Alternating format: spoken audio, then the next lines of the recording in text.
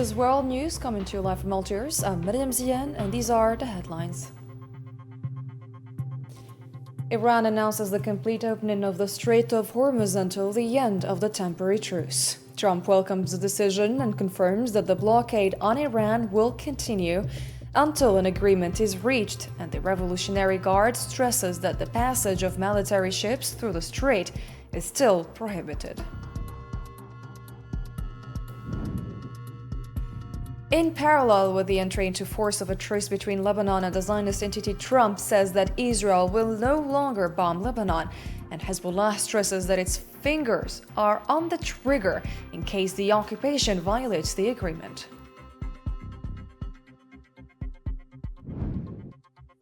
In Gaza, martyrs and wounded are reported after Zionist occupation forces targeted civilians in the northern part of the Gaza Strip.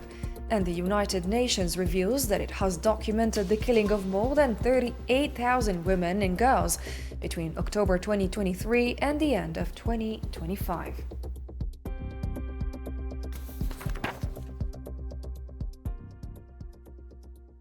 Hello there and welcome back to the details of your nightly news. And first in our edition, Iran's Foreign Minister Abbas Araghchi announced Friday that the Strait of Hormuz will reopen to maritime traffic for the remainder of the ceasefire period agreed upon by the parties at issue.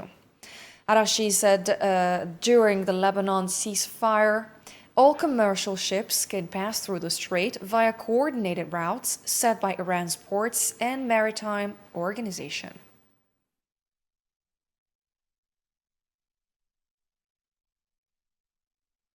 US President Donald Trump welcomed Iran's announcement of the reopening of the Strait of Hormuz to navigation during the ceasefire. Trump said in a post on his Truth Social platform that the strait was fully open and ready for operations in maritime transit.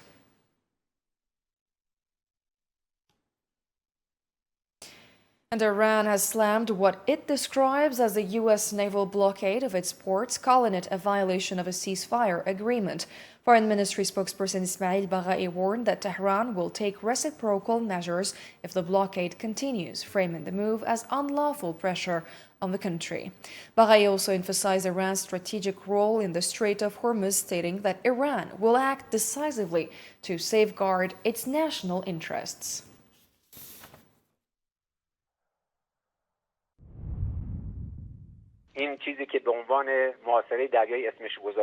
If they continue with what they call a naval blockade, surely the Islamic Republic of Iran will take necessary reciprocal measures. There is no doubt in that. The Islamic Republic of Iran is the guardian of the Strait of Hormuz, and wherever it is necessary, it will not compromise in implementing measures that guarantee the rights of the Iranian people. And U.S. President Donald Trump said Friday that the naval blockade on Iran will remain fully in place and won't be lifted until a deal is reached with Tehran. A U.S. official told Reuters the military blockade, supported by over 10,000 troops, is still active shortly after Iran said it would not interfere with commercial shipping through the Strait of Hormuz. The Strait of Hormuz is fully open and ready for business and unrestricted passage. However, the naval blockade will remain in full force and effect as it pertains only to Iran until our transaction with Iran is 100% complete. This process should proceed very quickly, as most of the points have already been negotiated. Thank you for your attention to this matter. An Iranian military official said that military vessels are still barred from passing through the Strait of Hormuz. Iranian state TV confirmed Friday that only non-military ships are allowed to transit via designated routes approved by Iran and its Revolutionary Guard Navy as part of the ceasefire implemented in Lebanon.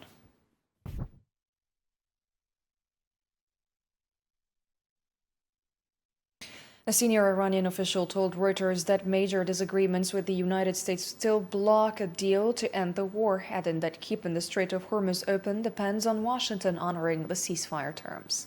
The official, speaking under the cover of anonymity, denied any agreement on nuclear issues and said serious negotiations are still needed.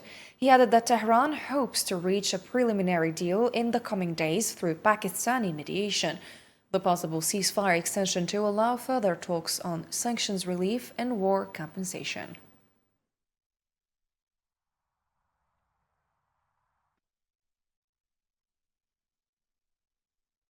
The EU Foreign Policy Chief, Kaja Kallas, urged Iran to drop any plans to impose transit fees in the Strait of Hormuz and keep it open to all. In a post on X, Kallas said international law requires key waterways like the Strait to remain free and accessible, warning that imposing fees would set a dangerous global precedent.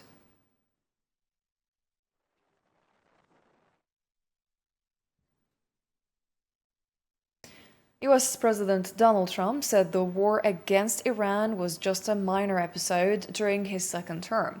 Speaking at an event in Las Vegas, Nevada on Thursday to promote a no tax on tips law, he also highlighted his economic achievements since returning to office in 2025.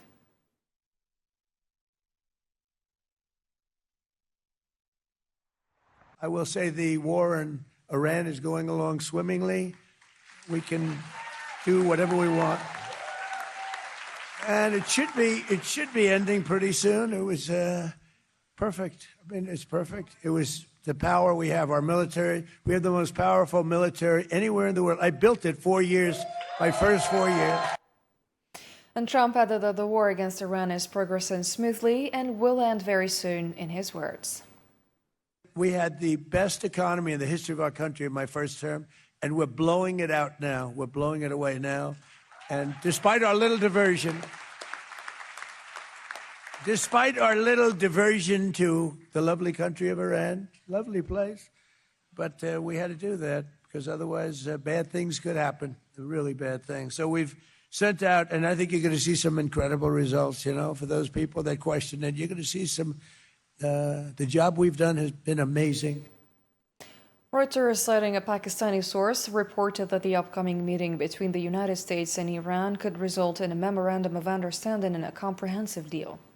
The same source explained to the agency on Friday that the anticipated meeting between Washington and Tehran could produce a memorandum of understanding, followed by a comprehensive deal to end the war within 60 days.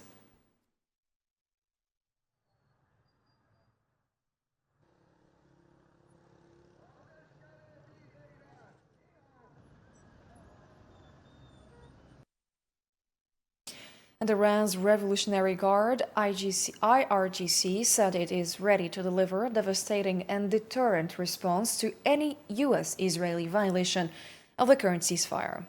In a statement Friday, the IRGC added that both the Guard and the Iranian army are prepared to respond forcefully to any hostile act and vowed to avenge those killed aboard the ship Dina, which it said was targeted by the United States in international waters.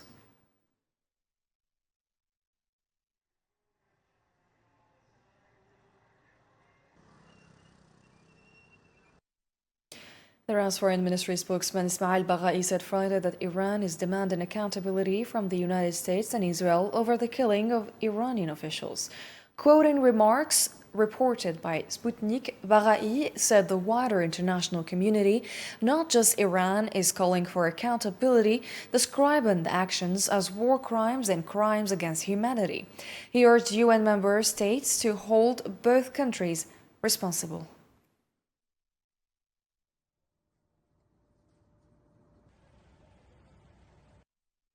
Algeria's Foreign Minister Ahmed Attaf discussed developments in the Middle East and Gulf with Pakistan's Deputy Prime Minister and Foreign Minister Ishaq Dar. On the sidelines of the Antalya Diplomacy Forum, Attaf praised Islamabad's mediation efforts toward a ceasefire. Both sides expressed hope that ongoing efforts will lead to lasting solutions and ensure long-term regional stability.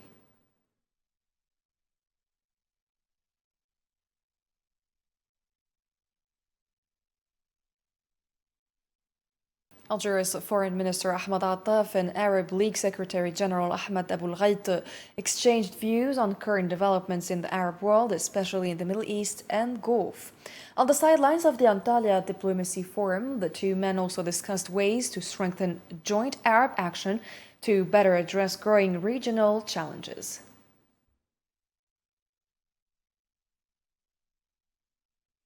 Algeria's Foreign Minister Ahmed Attaf and his Jordanian counterpart Ayman Safadi discussed the situation in the Middle East in light of the ceasefire agreement.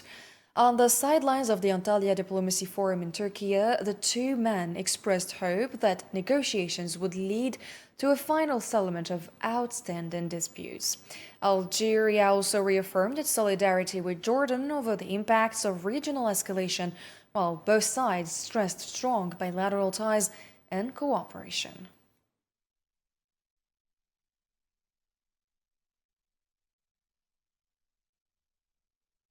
The 10-day ceasefire between Lebanon and Israel announced by U.S. President Donald Trump came into effect Thursday evening. Lebanese media reported that the hours before it took effect saw mutual shelling between Israeli forces and Hezbollah, while gunfire was heard in Beirut after midnight to mark the start of the truce.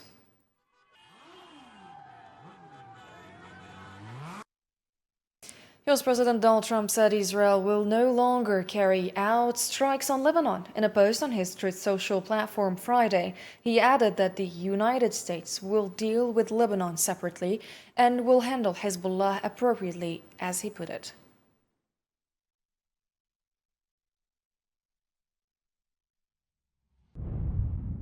Israel will not be bombing Lebanon any longer. They are prohibited from doing so by the USA. Enough is enough. And Lebanon's Hezbollah said its fighters remain on alert in case Israel violates the ceasefire that recently came into effect. In a statement Friday, the group warned it is prepared to respond firmly to any breach, urging displaced residents to delay returning to border villages and southern Beirut until the situation becomes clearer, citing early violations since the truce began.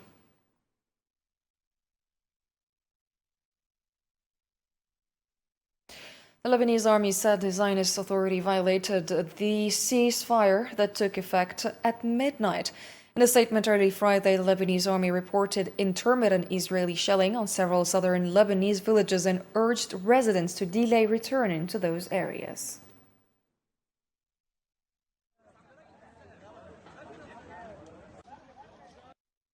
Tens of thousands of displaced Lebanese began returning home early Friday to southern Lebanon, Beirut's southern suburbs, and the Beqa region. After the ceasefire took effect at midnight Thursday, major roads, especially the Beirut-Sidon highway, saw heavy traffic as convoys headed back from displacement areas, with cautious public celebrations reported.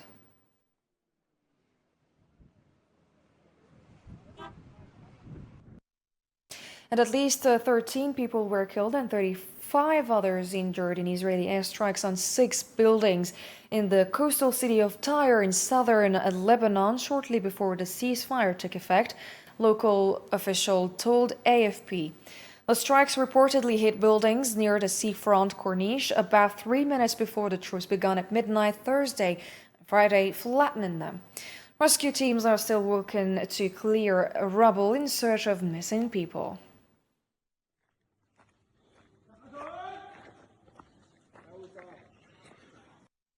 The same context, UN Secretary General Antonio Guterres has welcomed the 10-day ceasefire between Lebanon and Israel announced by U.S. President Donald Trump. His spokesperson said the UN is ready to support the effort and called on all parties to fully respect their truce. Guterres also urged for implementing UN Security Council Resolution 1701 and moving toward lasting ceasefire, stressing that there is no military solution to the conflict. Welcome steps that would end hostilities and suffering on both sides of the Blue Line. The United Nations, through our political and peacekeeping missions, remains ready to support these efforts and continues to urge the full implementation of Security Council Resolution 1701. And that full implementation is towards a permanent ceasefire and a long-term solution to the conflict. For its part, China also welcomed all the efforts to stop the fighting and end the war following the 10-day ceasefire agreement between Lebanon and Israel. Foreign Ministry spokesperson Guo Jiakun said at a press briefing that Beijing supports initiatives that help achieve a ceasefire, stressing that conflicts should be resolved through political and diplomatic channels.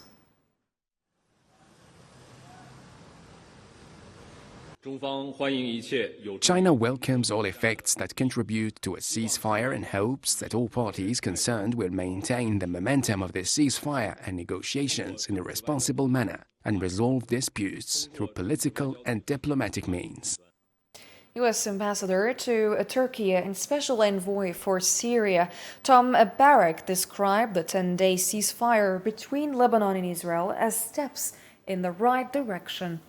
Speaking at the Antalya Diplomacy Forum in southern Turkey, he said the U.S. strongly intervened with Israel to secure the truce and stressed the importance of negotiations involving Iran and Hezbollah.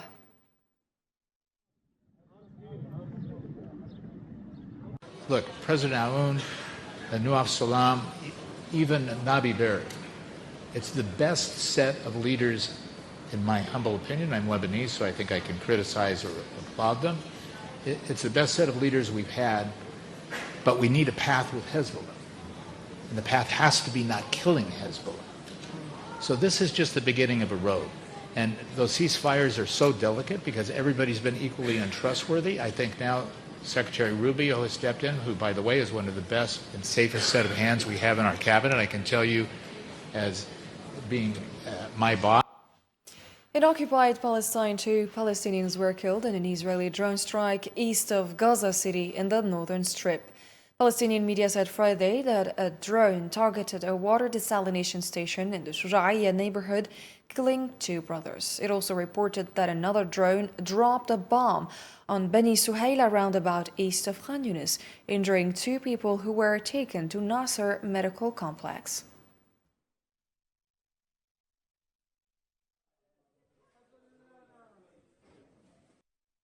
The UN said that more than 38,000 women were killed in Gaza between October 2023 and the end of 2025. Over half of the total deaths recorded by Gaza's health ministry during that period. UN Women's spokesperson Sofia Kaltorp said in Geneva that Israeli air and ground operations killed more than 22,000 women and 16,000 girls, averaging about 47 women and girls killed per day over the same period. Between October 2023 and December 2025, more than 38,000 women and girls were killed in Gaza, the result of Israeli air bombardment and land military operations. This includes over 22,000 women and 16,000 girls, amounting to an average of at least 47 women and girls killed every day.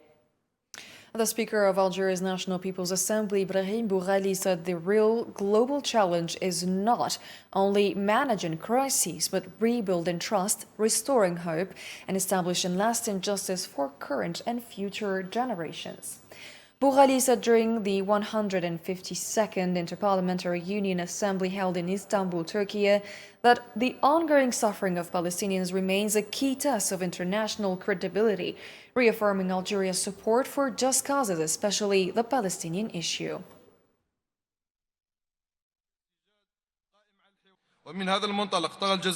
Algeria believes the international community's real challenge is not only to manage crises, but also to rebuild trust, restore hope, and advance real justice for current and future generations. Guided by President Abdelmadjid Tebboun's vision, Algeria calls for strengthening international justice, renewing confidence in multilateralism, and reaffirming the founding principles of the United Nations. In this regard, Algeria stresses that the continued suffering of the Palestinian people remains a major test for the international community's credibility. Consistent with its long-standing position, Algeria reaffirmed its commitment to defending just causes, foremost the Palestinian cause, and to supporting the implementation of international legitimacy resolutions. Algeria's Foreign Minister Ahmed Attaf attended Friday in Antalya, Turkey, the opening ceremony of the 5th Antalya Diplomacy Forum, according to a statement from the Algerian Foreign Ministry. The forum was inaugurated by Turkish President Recep Tayyip Erdogan under the theme Shaping the Future and Facing Uncertainty. The event includes workshops and panel discussions on major global challenges with participation from government officials, international organizations, and academics and media figures.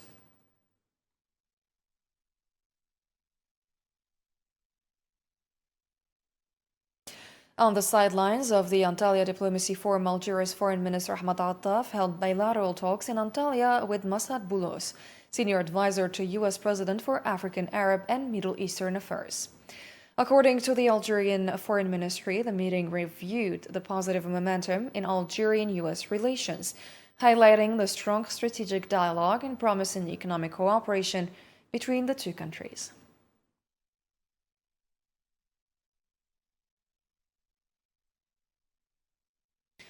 Algeria's long-standing role in strengthening African media is in focus as broadcasters gather in Banjul for the 17th General Assembly of the African Union of Broadcasting, highlighting its contributions through training, technical cooperation, and skills development for media professionals across the continent. More with Marwa Belaiwar and Usama Ayati. As African broadcasters meet in Banjul for the 17th General Assembly of the African Union of Broadcasting, Algeria's long-standing contribution to the development of continental media is once again in focus. Through training, technical cooperation, and expertise sharing, Algeria has helped shape a generation of African media professionals. Over the years, Algeria has invested in strengthening media skills across the continent through specialized training programs for journalists, engineers, and broadcasting executives. These initiatives have supported professional standards and enhanced technical capabilities with several African media institutions. Myself, I was trained in Algeria in 2018 at the Arab States Broadcasting Union platform, content sharing platform. I was there in 2018. So Algeria has been phenomenal. They've been very supportive to the Gambia government and to GRTS. A central role in this effort has been played by Télédiffusion d'Algérie, Algeria's national broadcasting company. In 2019, TDA hosted training sessions for media professionals from several African countries, focusing on broadcasting technologies, transmission systems, and modern media operations. The impact of those programs is visible today at the General Assembly. A number of participants who received training in Algeria now hold senior leadership positions, including directors general and decision makers within their respective national broadcasters. I was among the set of people that were trained in AllGS in 2018 on AUB Cloud for content sharing. I remember clearly it was a 2-day training, and it was very intensive, and we learned a lot. And when we returned to our country, we still maintain that ASBU section that was given to us. Beyond technical support, Algeria's engagement reflects a broader commitment to a stronger and more integrated African media landscape built on cooperation, skills transfer, and shared expertise. As the continent's broadcasters chart their future, Algeria's contribution to training and professional development remains an important pillar in the growth of African media institutions. The end of our newscast. Thank you for your kind attention.